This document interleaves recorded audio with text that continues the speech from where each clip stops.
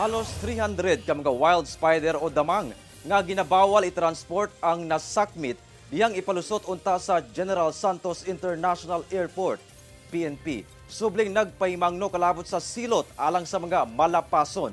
Ani ang dugang detalye. Wala gipalusot sa General Santos International Airport kining unom ka karton nga mga bagahe human kini gipaagi sa X-ray machine sa maong airport banda 4:25 sa hapon adtong Martes. Kini diyang na-detect nga dunay pagkapareha sa damang ang naskan nga unod sa mga karton.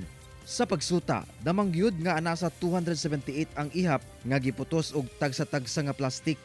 Matud sa General Aviation Police Station, ang maong bagahe gi-pick up lang sa usa ka cargo gikan sa Pulumulok South, Cotabato. Nakatakda unta kining ibiyahe sa mga pick-up points sa Tarlac City, Tarlac, Lipas City ug Ibaan sa Batangas, Valenzuela City ug Carmona City sa Cavite. Gilayong gi-turnover sa PNP ang maong mga nasakmit nga damang sa DENR alang sa saktong disposisyon.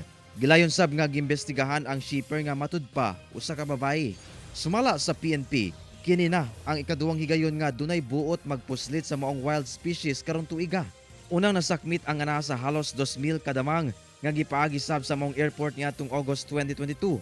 Sobring nagpahimangno ang PNP sa katawan nga bawal ang pagtransport sa maong mananap ubos sa Republic Act 9147 kon Wildlife Resources Conservation and Protection Act. Makamulta o gikan 100,000 pesos ngadto sa 1 million pesos ang mapamatud ang sad-an. Pwede sab mapriso. Bawal na agyon na siya sa ato ang balaod, RA 9147 Wildlife Act. Useful siya sa ato ang environment. Kauban si Bong Vicencio, Efren Mamak. 1. Mindanao.